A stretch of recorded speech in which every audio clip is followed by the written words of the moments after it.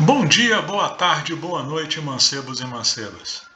Neste vídeo, vamos falar sobre ácidos e bases na química orgânica, dando continuidade à nossa série em que estamos falando das reações orgânicas. Bem, quando estudamos ácidos e bases na química inorgânica ao longo do primeiro e do segundo ano, utilizamos a definição de Arrhenius de ácidos e bases, em que ácidos foi definido como substâncias que, ao se dissolver em água, sofrem ionização, liberando como único cátion H+. É o caso que a gente tem, por exemplo, aqui do HCl, que ao ser dissolvido em água se ioniza, se separando em H+ e Cl-. Como libera o íon H+, é um ácido. Mesmo caso do HCN, que ao ser ionizado se separa em H+ e Cn-, como libera H+, é um ácido. E bases na teoria de Arrhenius é definida como toda substância que, ao se dissolver em água, sofre dissociação iônica, liberando como único ânion OH-. É o caso dos hidróxidos metálicos. Então, por exemplo, o hidróxido de sódio, ao se dissolver em água, sofre dissociação iônica, que já é um composto iônico, se separa em Na+, e OH-. Temos OH- aqui, é uma base. O hidróxido de magnésio, do leite de magnésio, aí usado muito para quem sente azia, dor de estômago, ao ser dissolvido em água, ele sofre dissociação iônica, se separando em cátions Mg2+, e 2 ânions OH- para cada cátion. Então, como teve produção de OH-, é uma base. Porém, existem outras teorias para a definição de ácido e base, e teorias que são mais amplas que a de Arrhenius. A teoria de Arrhenius, por exemplo, fica muito limitada a um meio aquoso. Existem outras teorias que envolvem um espectro maior de reações. É o caso, por exemplo, da teoria de Bronsted-Lowry. Nela, ácido é definida como toda substância que doa um próton H+ em uma reação, e base como toda substância que recebe um próton H+ em uma reação. Então, ácido doa H+, base recebe H+. Então, por exemplo, nessa reação aqui, a gente vê que o NH3 está virando NH4+. Por quê? Ele está recebendo esse hidrogênio aqui, a amônia está recebendo esse hidrogênio aqui do ácido acético. Então, a amônia está nessa reação atuando como um recebedor de H+. Então, ela atua como uma base. E quem doa esse H+, para o NH3 é o ácido acético aqui. Então, ele está atuando como um doador de H+, ou seja, ele está atuando como um ácido. Na teoria de Bronsted-Lowry, todas as espécies em que em uma reação elas se diferenciam apenas por um H, elas são chamadas de pares conjugados. Então, por exemplo, NH3 e NH4+, se diferencia só por um H, são pares conjugados. Se o NH3 eu classifiquei ele como base, o NH4+ vai ser o ácido. Por quê? Se a gente olhar a reação inversa aqui, na reação inversa, o que vai acontecer? O NH4 vai doar o H+ para o ânion aqui, para virar NH3. Então, na reação inversa, essa espécie aqui, NH4+, atua como um ácido, por isso ácido conjugado. Se a gente olhar aqui, ácido acético e o ânion acetato, eles se diferenciam também só por um tem um H a mais, o outro um H a menos. Então, se as duas espécies se diferenciam apenas por um H, elas são chamadas de pares conjugados.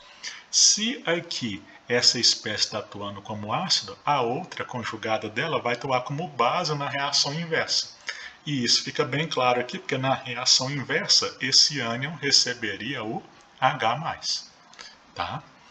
Então, mas o que é importante a gente lembrar aqui, então, segundo Bronsted-Lowry, ácido é aquela espécie que doa H+, e base é aquela espécie que recebe H+. Né? Outro exemplo aqui, uma reação aqui em que o OH- para se transformar em água, ele teve que receber o H aqui. Então está atuando como base. O ácido acético aqui, ó, ele está doando o H para o OH-. Então ele está atuando como ácido. Se olharmos aqui, ó, OH- e H2O se diferenciam por um H só, eles são pares conjugados. Na reação inversa, o que que a água doa o H para o ânion. Então, ele é o ácido conjugado do OH-, a água. E na reação inversa, esse ânion aqui está recebendo um H da água. Então, ela está atuando como a base conjugada dessa substância aqui, que seria o ácido. Tá bom? Vamos fazer um exercício aqui de exemplo de classificar ácidos, espécies como ácidos ou bases em uma reação química. Tá? Então, a questão é a seguinte: observe as equações, aí são dadas 3 equações. De acordo com Bronsted-Lowry, os compostos destacados são, respectivamente, lembrando que na teoria de Bronsted-Lowry, ácido é aquilo que doa H+, e base é aquilo que recebe H+. Então, a primeira espécie destacada aqui é o HCN. Ela está nos produtos aqui, então eu vou ter que olhar a reação inversa. Então, o que o HCN está fazendo aqui na reação inversa? Ele está doando um H para se transformar em CN-, e esse H é recebido pela água, que vira H3O+. Então, a HCN está atuando como um doador de H+. Se é doador de H+, atua como um ácido. Então, as respostas só podem ser a letra C e a letra D. Já deu para descartar 3 alternativas aí. Tá. Na segunda equação, a espécie que foi destacada foi o ânion carbonato, CO3 2-. O que acontece? Ele está aqui nos reagentes, então eu vou olhar a reação direta. O que acontece com o CO3 2- na reação direta? Olha, ele, pelo jeito aqui, ele vira o HCO3-. Ou seja, para virar HCO3-, ele teve que receber um H do NH3. Então, esse CO3 2- aqui nessa reação, na reação direta, ele está atuando como base. Né? Então, meio que já está respondido aqui, tem que ser a letra D, a alternativa correta. Né? Mas vamos ver se é isso mesmo. Né? Vamos olhar a terceira equação também, ver se a questão está correta. Tá. Na terceira equação, a espécie que foi destacada foi o NH3. Ele está aqui nos reagentes, então vou olhar a reação direta. Se a gente olhar com bastante atenção, o que é parecido com o NH3 do outro lado é o NH2. Então, o que deve estar acontecendo com o NH3 na reação direta? Ele deve estar doando uma H aqui para o C2H5O, virado C2H5OH, e ele virar NH2. Então, ele é doador de H nessa reação. Se é doador de H, está atuando como ácido. Tá? Então, temos aí ácido, base, ácido, alternativa D seria a alternativa correta. Tá? Importante a gente lembrar, né, que quanto maior for a constante da reação de ionização de um ácido, mais forte é um ácido. Então, por exemplo, HClO4 aqui, ó, a constante de ionização é da casa de 10 a mais 10, é um ácido muito forte. O HCN, o ácido cianídrico, sua constante de ionização é da casa de 10 a menos 10, ele é um ácido fraco. Tá? Isso se tiver expresso na forma de Ka. Você pode ter uma tabela de pKa, que é na escala logarítmica, né? Lembrando lá que a função P é menos log de alguma coisa, pKa menos log de Ka. Com esse menos da fórmula, fica o contrário. Quanto menor pKa, mais forte o ácido. Quanto maior o pKa, mais fraco o ácido. Uma coisa importante sobre aquela questão que eu falei dos pares conjugados é que se eu tenho um ácido e ele é forte, a sua base conjugada é fraca. Agora, se eu tenho um ácido e ele é fraco, a base conjugada dele é forte. Então, por exemplo, o ânion Cl-, ele vem da ionização do ácido clorídrico, que é um ácido forte. Então, sais que eu tenho o cloro como ânion, por exemplo, cloreto de sódio, sal de cozinha, o ânion Cl- desse sal não consegue atuar como base, porque ele vem de um ácido forte, ele é uma base fraca. Agora, se eu tiver um sal, por exemplo, um acetato de sódio, cujo ânion acetato vem do ácido acético, que é um ácido fraco, o acetato ele atua como base. Então, por exemplo, se você tiver, em vez de cloreto de sódio, se você tiver acetato de sódio, que é o sal desse ânion aqui, ó, que vem de um ácido fraco, ele consegue atuar como base ao ser dissolvido em água. Então, por exemplo, uma solução de acetato de sódio vai ser básica, porque seu ânion veio de um ácido fraco, então seu ânion atua como uma base forte. Tá? Sempre o contrário. Agora, quem são os ácidos orgânicos? Tá? É de se esperar que atue como ácido substâncias em que o hidrogênio esteja ligado a um átomo muito eletronegativo, por isso a ligação seja fraca e ele seja capaz de doar esse H numa reação. Tá? Então a expectativa é das espécies que tenham hidroxila. Tá? Só que a gente vê uma acidez significativa para os ácidos carboxílicos, como o próprio nome indica, ácido, e para os fenóis. Tá? Os álcoois, por exemplo, a constante da reação de ionização deles é inferior à própria constante da reação de ionização da água. Então, álcoois não atuam bem como ácidos. Os ácidos da química orgânica são os ácidos carboxílicos e os fenóis. Tá? Por que os ácidos carboxílicos exibem uma acidez significativa, por exemplo, comparada a um álcool que também tem hidroxila?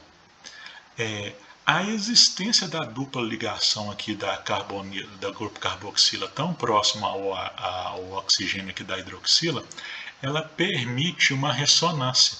Então, quando o ácido carboxílico se ioniza, essa carga fica mudando de lugar em uma estrutura de ressonância.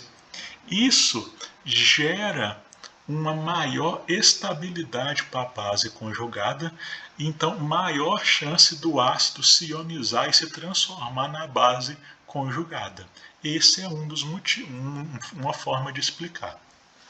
A outra forma de explicar é pelo chamado efeito indutivo, que enfraquece a ligação OH. Aqui no ácido carboxílico a gente tem outro átomo muito eletronegativo, que é o oxigênio da carbonila, que também ajuda a puxar os elétrons da ligação OH, tornando a ligação OH mais fraca. Ligação OH mais fraca, mais fácil do H ser doado e aquela espécie atuar como ácido. E no caso dos fenóis? No caso dos fenóis, a gente poderia explicar pela estabilidade da base conjugada. Quando o fenol se ioniza, o ânion que é formado, a carga dele vai ser deslocalizada em várias estruturas de ressonância.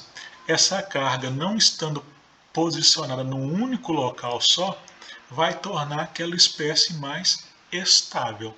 Tá? Então, o que dá estabilidade, o que torna os fenóis ácidos é que quando ele se ioniza, a base conjugada é muito estável. Tá? Então tem grande tendência de ser formada. Bem, mas o importante é que a gente falou que quem são os ácidos orgânicos são os ácidos carboxílicos e fenóis. Então, ácidos carboxílicos e fenóis vão reagir com bases formando sal e água. Então, por exemplo, se eu tiver ácido etanóico misturado com hidróxido de sódio, H da carboxila e o OH aqui da base vão se transformar em água, e o Na da base e esse grupo orgânico aqui do ácido carboxílico vão se transformar num sal. Lembrando que do caso do ácido carboxílico vem o ânion e da base vem o cátion do sal. Mesma coisa quando o fenol reagir com o hidróxido de sódio, né? Vai ter a formação de água pela união de H e OH, né? E um sal formado com o Na da base, né? O cátion aqui da base, e o ânion formado a parte orgânica aqui, né? Do fenol, né? Então vai formar um sal orgânico aqui e água nessa reação de fenol com base, né? O álcool não vai conseguir reagir, né, com bases porque ele não tem uma acidez significativa. A gente pode, por exemplo, então equacionar reações entre ácidos e bases, tá? Então pede aí a reação para formar os seguintes sais. Primeiro, metanoato de sódio, depois etanoato de sódio. Então, equaciona a reação entre um ácido e uma base apropriados para formarem os seguintes sais. Então, para formar o metanoato de sódio, tá? Metanoato de sódio significa que o ácido MET só tem um carbono, então seria o ácido metanoico, tá? Então seria o ácido carboxílico de um carbono. O cátion é o que tem sódio, tá? Então seria o hidróxido de sódio. Como o sódio é da família 1, só vai ter um OH acompanhando o sódio no hidróxido de sódio, NaOH. H e OH vão juntar formando água, e aí eu vou ter um sal formado com a parte orgânica aqui sem o H da hidroxila, sendo o ânion, e o Na sendo o cátion. Então, eu vou ter lá o Na com carga mais 1 no sal, porque ele é da família 1A, e o ânion metanoato, que tem uma carga negativa, porque só tem uma H para ser perdida. Tá? eles vão estar numa proporção de 1 para 1, que um é 1 mais, o outro é 1 menos. Então, esse seria o sal formado. Às vezes, esse Na também é representado ao lado aqui do O, sem mostrar as cargas, tá? Mais água. E o outro, a letra B, pede a formação do etanoato de cálcio. Etanoato, isso veio de um ácido que tem 2 carbonos, o ácido etanóico, tá? Também conhecido como ácido acético, que reagiu com o hidróxido de cálcio. O cálcio é da família 2, então sua fórmula vai ser CaOH2, porque o cálcio vai ter carga 2+, precisa de 2 OHs para ter 2 cargas negativas. Então, CaOH2 é a fórmula da base. Eles dois vão reagir formando. O ânion do sal vai ser o ácido carboxílico, toda essa parte aqui, ó, sem o H. E o cátion do sal vai ser o cálcio, que como é da família 2, tem carga 2+, então Ca2+, e o ânion acetato ou etanoato. Só que repare bem, o cátion tem 2 cargas positivas, o ânion tem 1 carga negativa. Então, para cada cátion, eu vou precisar de 2 ânions para dar carga 0. Então, eu uso um colchete aqui e o 2 do lado. Para ter esses 2, eu vou ter que ter 2 mol do ácido. Tá? Então, 2 mol do ácido. O que eu vou formar além disso? Formei o sal e vou formar água. Só que como são 2 mols do ácido, 2 Hs ionizáveis, para 2 OHs ionizáveis, vou formar 2 águas. Essa seria a reação de neutralização total entre ácido etanóico, hidróxido de sódio, que forma o sal etanoato de cálcio, e água.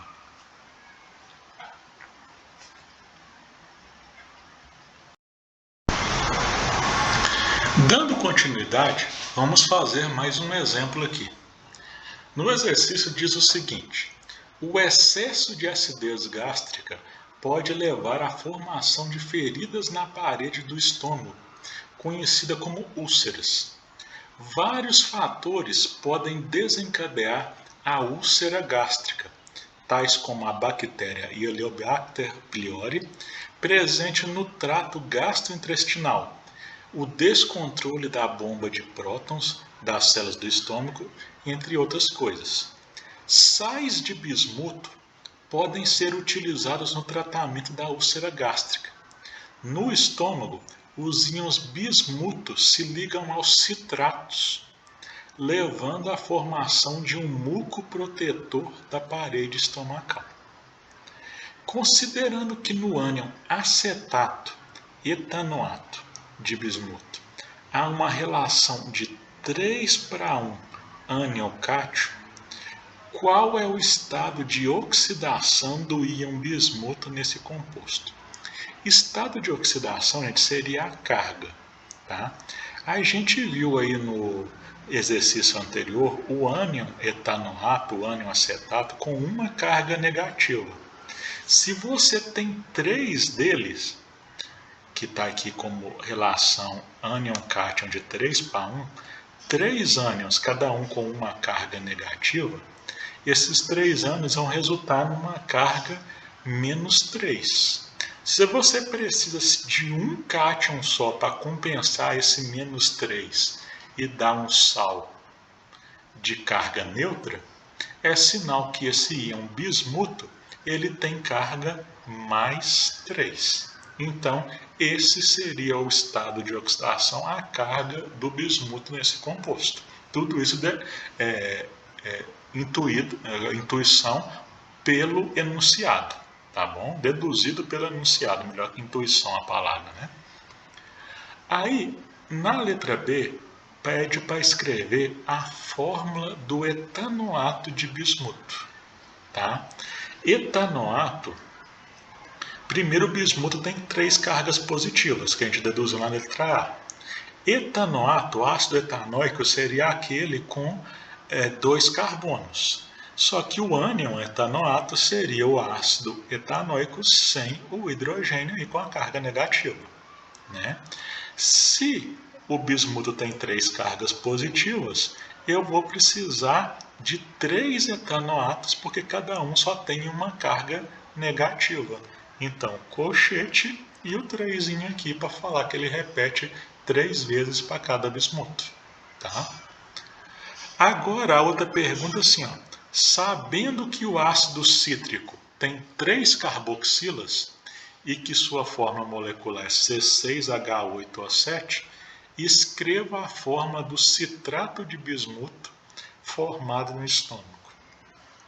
Então, ó, a molécula, cada molécula do ácido cítrico, pelo enunciado aqui, ó, tem 3 grupos ácido carboxílico, 3 carboxila. Então, são 3 hidrogênios ionizáveis.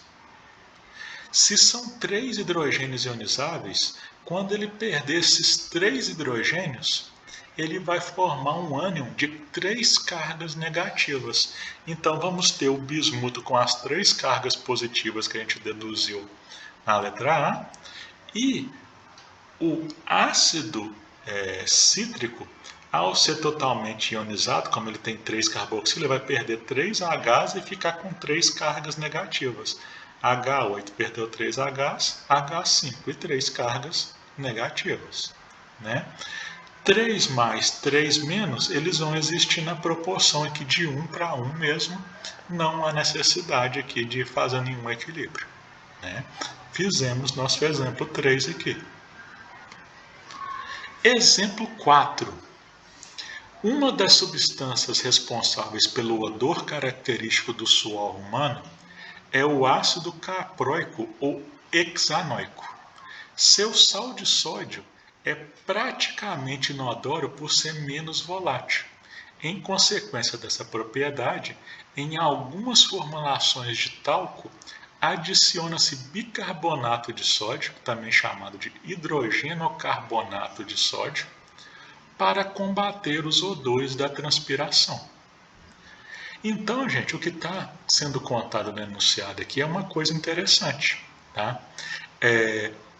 Todo mundo já deve ouvir o termo aí, CC, que a gente usa no cotidiano, que é o mau cheiro provocado pelo suor. Esse mau cheiro está associado à produção de ácidos carboxílicos, né, que geram esse mau cheiro. Só que para a gente sentir o cheiro de alguma coisa, essa coisa tem que evaporar, se transformar num gás e sair do ponto onde ela está para chegar até o nosso nariz. Esses ácidos carboxílicos que são produzidos por bactérias, né, quando a gente está suado, porque cria ali um meio úmido e quente que é favorável para essas bactérias, ele é volátil, ou seja, ele evapora fácil, chega ao nosso nariz causando o mau cheiro de suor. Muita gente já deve ter ouvido as receitas da avó de usar, por exemplo, limão com bicarbonato ou laranjinha capeta com bicarbonato para combater mau cheiro de suor. O limão não faz sentido nenhum. Por quê? O que causa o mau cheiro é um ácido carboxílico. Como que você vai combater ácido com outra coisa que é ácida também? O que é certo na lenda aí é o bicarbonato de sódio, que é uma base, tá? Poderia se usar, por exemplo, também há receitas aí que são usadas, por exemplo, de indicar o uso de leite de magnésia. Tá? Então, você passa o leite de magnésia nas axilas e atua como um desodorante. Por quê? Esse ácido carboxílico vai reagir com uma base, por exemplo, o leite de magnésia, e se transformar num sal. Num sal você tem cátion e ânion, ligação iônica, uma ligação forte. Esse composto vai ter uma temperatura de ebulição muito maior do que a molécula original aqui do ácido carboxílico, que aí você vai ter ligações intermoleculares muito mais fracas do que uma ligação iônica. Essa ligação mais forte no sal temperatura de ebulição maior, a substância é menos volátil, não evapora facilmente, o que não evapora não chega no nosso nariz. Então, usar bases numa formulação de um desodorante é um método eficaz para combater o mau cheiro. No caso aqui foi indicado o bicarbonato de sódio. Como que é a reação dele com o ácido carboxílico? Então eu tenho o ácido carboxílico aqui chamado de ácido caproico. Ele vai atuar como ácido doando H+. O bicarbonato de sódio, ele atua como base porque o ânion dele, o HCO3, ele é capaz de receber o H+ aqui do ácido. Tá? O que vai acontecer? Vai formar um sal, que vai ser essa parte aqui do ácido carboxílico aqui sem o H formando um ânion, e o Na formando o cátion. Então, C5H1CO, esse aqui vai ter carga negativa, esse CO-, e o Na+ vai ter uma carga positiva, tá? Tanto pode mostrar a carga como não mostrar, não tem problema, tá? O que mais que vai formar? Esse HCO3 aqui, ó, vai receber o H+ virando H2CO3. Mas todo mundo já deve ter reparado que quando a gente taca, por exemplo, o bicarbonato de sódio no limão, dá uma espuminha. Por quê? Esse H2CO3 que é formado, ele é instável e ele se quebra em H2O e CO2. Tá? Então a espuminha que você vê lá é por conta do gás CO2 que é liberado em meio ao líquido quando você taca o bicarbonato de sódio no limão, por exemplo. Ou qualquer outro ácido, vinagre, etc. Tá? Então, tem duas perguntas aqui. Ó. A primeira, uma ordem, pede para escrever a equação química, fizemos. A outra, qual o gás que se desprende na reação? O CO2. Tá? Agora, vamos falar um pouquinho sobre força ácida. Tá? A gente viu que, eu falei que quanto maior a constante da reação de ionização de um ácido, Ka, mais forte é o ácido. Então, esses 4 ácidos aqui, ó, os que estão mais para o lado direito, são os mais fortes, porque a gente tem o Ka maior. Tá? E por que a gente tem essa diferença de força entre eles? Se a gente vê aqui, o que diferencia eles é a inserção de grupos cloros. O cloro é um átomo muito eletronegativo, então ele vai atuar puxando elétrons e vai acabar puxando elétron da ligação OH, enfraquecendo essa ligação. Quanto mais grupos fazendo isso eu tiver, mais forte se torna o ácido. É o que é chamado de efeito de grupos retiradores de elétrons. Eles tornam o ácido mais forte. Quando você tem esse átomo, quanto mais longe ele estiver do grupo OH, menos forte será o efeito dele. Então, por exemplo, quando a gente vê de Ka tem pKa, vai ser mais forte aquele ácido que tiver o pKa menor.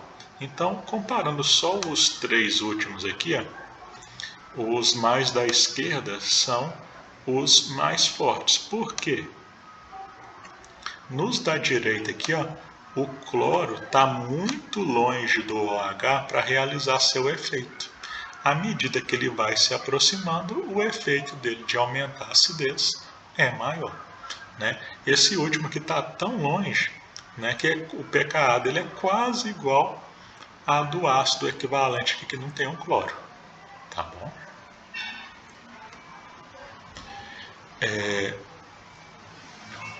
Então, os grupos que a gente viu antes são grupos retiradores de elétrons, são formados por átomos muito eletronegativos. Grupos com átomos pouco eletronegativos, como grupos carbônicos, o efeito dele vai ser o contrário, vai ser de doar elétrons para a ligação OH, tornando essa ligação mais forte e, consequentemente, o ácido mais fraco, porque o H vai ser liberado com maior dificuldade. Então, Em ácidos orgânicos, quanto maior for as cadeias carbônicas, mais fraco vai ser o ácido. Se a gente olhar aqui, ó, o Ka está crescendo no sentido do ácido que tem menor cadeia carbônica. Tá? Então, quanto mais grupos carbônicos, mais fraco o ácido vai ser. Vamos fazer um exemplo aqui então. Os ácidos orgânicos são utilizados na indústria química e de alimentos como conservantes, por exemplo. Considere os seguintes ácidos orgânicos. Aí temos 3 ácidos carboxílicos. A ordem crescente de acidez desses compostos em água é... Então, vamos fazer o seguinte. Vamos comparar o 3 com os outros dois aqui. Comparando o 3 com 1, o que mudou foi a presença desse grupo nitro aqui, ó, NO2. Tanto N como O são grupos muito eletronegativos. Então, eles vão atuar puxando elétrons da ligação OH, enfraquecendo a ligação OH e tornando o ácido mais forte, porque o OH vai ser liberado com maior facilidade. Então, comparando 3 com 1, o ácido 1 é mais forte que o 3. Agora, vamos comparar o 3 com o 2. A diferença aqui, ó, é um grupo, a presença de um grupo CH3. O grupo CH3 é um grupo carbônico não pouco eletronegativo, então em vez de atuar como puxando elétrons, ele vai atuar doando elétrons para a ligação OH. Se ele doa elétrons para a ligação OH mais forte, mais difícil do OH ser liberado, mais fraco é o ácido. Então, em comparação com o 3, o ácido 2 é mais fraco. Então, a sequência aí nossa vai ser 2 é mais fraco que o 3 e o 3 é mais fraco que o 1. Letra D.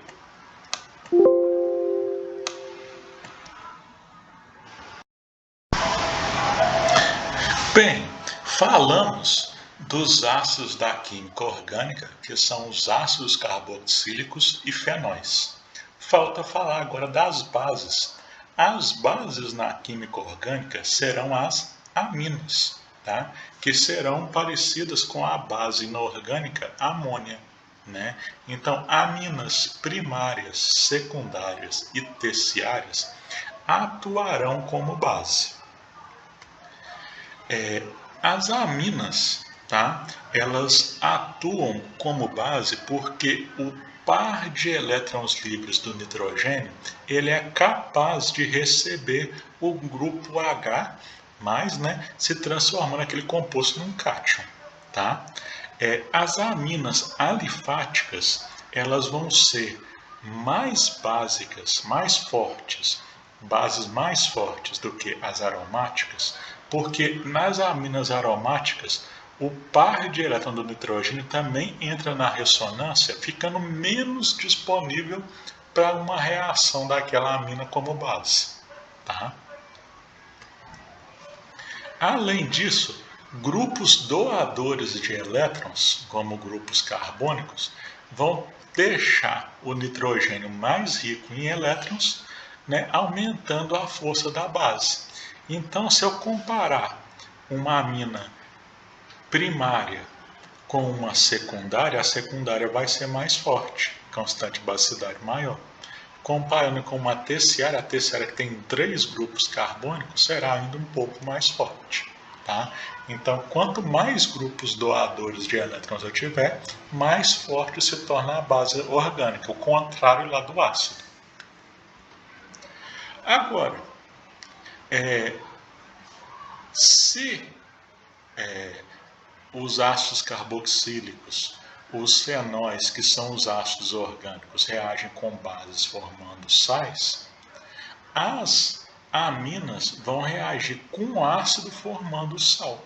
Então, é o caso que a gente tem aqui, por exemplo, a metilamina reagindo com ácido clorídrico, o nitrogênio vai receber o H aqui do ácido, virando um cátion, né? O cátion metilamônio, e o Cl aqui do ácido vai ser um ânion formando um sal, tá? Então aqui não temos a formação de água nesse caso, porque não é uma base de arrênios, é uma base de bronze de louro, tá? Fato interessante, no caso lá dos ácidos, eu falei sobre o mau cheiro de suor. Agora, no caso, por exemplo, daquele fedor característico de peixe, esse fedor é causado por aminas. Então vamos supor que você fez um peixe em casa. Para fazer o peixe, você teve que limpar o peixe aí, por exemplo, na pia da sua cozinha, e a pia da sua cozinha está com aquele mau cheiro de peixe. Você já tentou limpar lá com um detergentezinho, né? Passando um sabão, continuou o mau cheiro. O que você pode fazer? Você pode, por exemplo, tacar um ácido ali sobre a pia. O que pode ser? Um suco de limão, vinagre, né? Coisas que são ácidas. Então, o que vai acontecer? Aquela amina que dá mau cheiro para o peixe vai reagir com o ácido que você adicionou ali à pia e vai virar um sal, que é um composto iônico. A amina antes, que era um composto molecular, tinha facilidade para evaporar. Agora, o sal dessa amina, que é um composto iônico, ligação iônica é sempre muito mais forte que ligações entre moléculas. Esse sal, por conta da ligação iônica que é forte, ele vai ser pouco volátil, vai ter dificuldade para evaporar. O que não evapora, não vira gás, não chega a seu nariz, você não vai sentir cheiro, está eliminado o cheiro. Tá? Além disso, esse composto iônico, né, por ser um sal, muito provavelmente vai ser solúvel em água, vai ir embora com a água ali, né, sendo dissolvido mais facilmente. A gente tem outras substâncias que são os aminoácidos. Os aminoácidos eles vão ter um grupo ácido carboxílico e um grupo amina. Grupo amina, amino, grupo ácido carboxílico, aminoácido. Tá? Então, todo aminoácido vai ter o grupo amino e o grupo ácido carboxílico. E aí, o que varia aqui vai ser o que está ligado nessa estrutura básica aqui. Aí você tem lá os vários aminoácidos, por exemplo, que formam as proteínas, etc. Se tem grupo amino, atua como base. Se tem grupo ácido carboxílico, atua como ácido.